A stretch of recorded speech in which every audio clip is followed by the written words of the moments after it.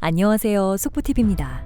오늘은 지소미아 종료 이후 북한 탄도미사일 탐지에 실패한 일본에 대해 이야기해 보겠습니다. 구독과 좋아요는 저에게 큰 힘이 됩니다. 지소미아 종료돼도 일본 미사일 방어 시스템의 안전성엔 전혀 지장이 없다. 일본 방위성 관계자의 말이지만 거짓말임이 드러났습니다. 올해 5월 이후 북한이 발사한 단거리 탄도미사일의 궤도를 일본 정부가 2차례 이상 탐지하지 못했다고 23일 교도통신이 보도했습니다. 반면 한국군은 이들 미사일 탐지에 성공한 것으로 보인다고 덧붙이며 이런 가운데 일본 정부는 지소미아 종료에 따른 북한 군사정보 수집 능력 공백을 메우기 위해 미국 등 민간 기업이 운용하는 위성을 통해 정보 수집에 나설 것이라고 합니다.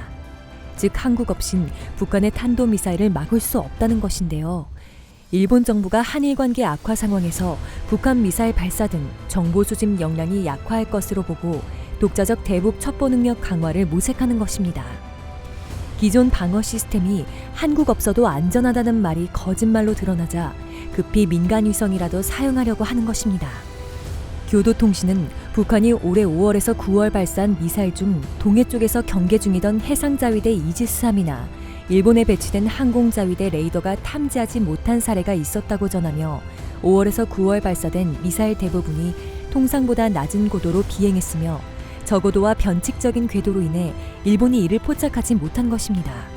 한국군과 일본 방위성은 북한의 발사체인 신형 단거리 탄도미사일 KN-23이 에이테킴스와 비슷한 신형 미사일, 다연발 로켓포 등이라고 분석하고 있는데 일본 정부가 포착하지 못한 사례에 KN-23이 포함됐다고 합니다.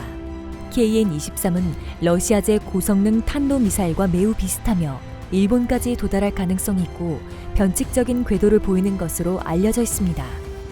뻔뻔스럽게도 한국 정부의 지소미아 종료 결정이 일본의 안전 보장에 미치는 영향이 악화될 것으로 보인다고 전망하며 한미일 간의 연대 강화를 요구했습니다. 그러면서 고다요지 전 해상자위대 자위함대 사령관의 말을 인용. 미사일 발사 장소를 사전에 알면 탐지하기 쉬운데 한국은 북한에 대한 감청 등 대강의 장소나 시간을 특정할 수 있는 것으로 보인다. 이번에 일본이 탐지하지 못했다면 한국이 이런 정보를 일본에 제공하지 않았을 가능성도 있다고 말했습니다.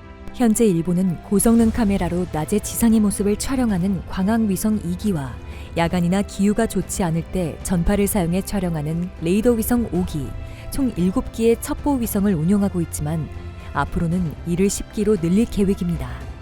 1기당 발사 비용이 400억에서 500억엔에 달해 민간 기업의 위성을 자국의 정찰에 활용하는 방안을 모색하기로 하며 일본 정부가 비용을 낮추면서도 민간 위성을 통해 북한, 중국의 군사 활동에 대한 정보 수집 능력을 임시 방편으로 증대시키겠다는 것입니다. 이상 속보TV였습니다. 구독과 좋아요, 알람 설정 부탁드립니다.